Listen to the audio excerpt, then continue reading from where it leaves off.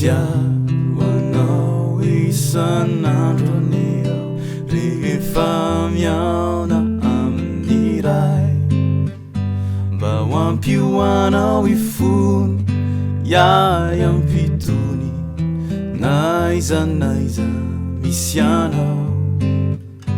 de ho vavolombelony heriny izarazara hery vaovao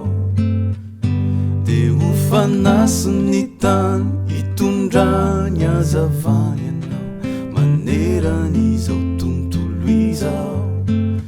tontolo izao fiadananane ho aminao ho fenony fanay ijoro say fiadananane ho aminao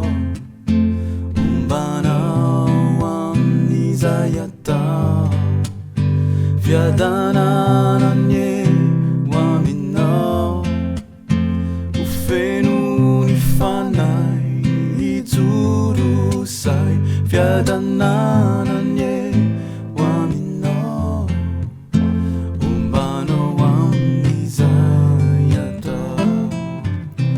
ilay lalana sy famarinanany itombo isan'andro ao amponao mba ho fanasiny tany hitondrany azavany anao maneran'izao tontolo izao de ny fahazavanao ho erikio ny fivavakantoky ny fonao de mba ho samy ho tafity samy ho vonony sika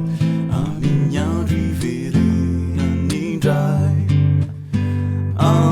amin'izay fiadananane aminao ho fenony fanay ijoro say fiadananane ho erinao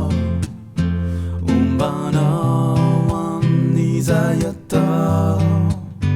fiadananane aminao ho fenony fanay ijoro say fiadananane